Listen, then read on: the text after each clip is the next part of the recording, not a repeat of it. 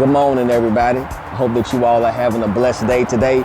In this video, we're going to talk about getting your sprayer equipment ready before you get out there and get in your line or get in the field and get to spraying. Now, some of this information may be new to some people, and some of this information may just be reminders. So let's go ahead and run through these things real quick so we can get you ready. First things first, if you do have a battery powered sprayer, you want to make sure that your battery is charged all the way up before you get started. Second, you want to go ahead and enter some water into your tank. I normally start out with 1 gallon of clear water. Third, I'll start flushing out my system with the water. First with no nozzle on it, and then I'll start putting each and every last nozzle that I use on the end so that I can make sure that I flush those out as well.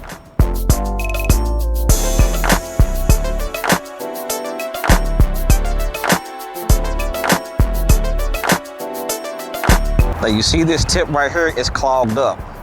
See how it's not spraying out everything? That means there's something in the middle of it that's clogging it up.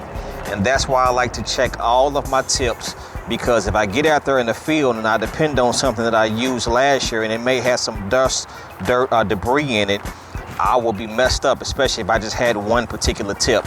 So we're gonna clean this thing out and make sure that we can be able to use it.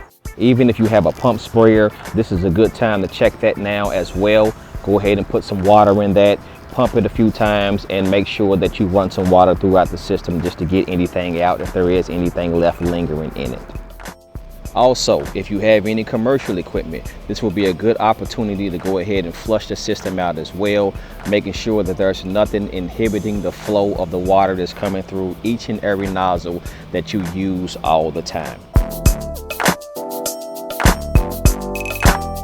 One last tip that I always do is I always calibrate my sprayers. Now I know that I calibrated them last year, but that was last year. So I make sure that with each and every sprayer that I do have, that I'll calibrate it, make sure that everything is spraying right before I get out there in the field or in my lawn. So there you have it, folks. Make sure that you check every last piece of equipment that you have.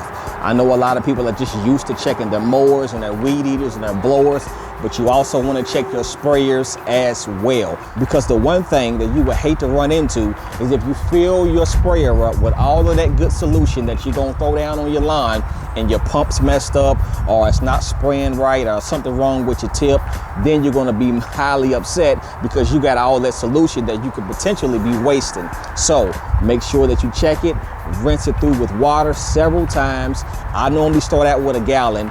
Then you can be successful when you get out there and you make your applications. And like I said, it doesn't matter if you're a pro or if you're a homeowner. Make sure that you check your equipment thoroughly.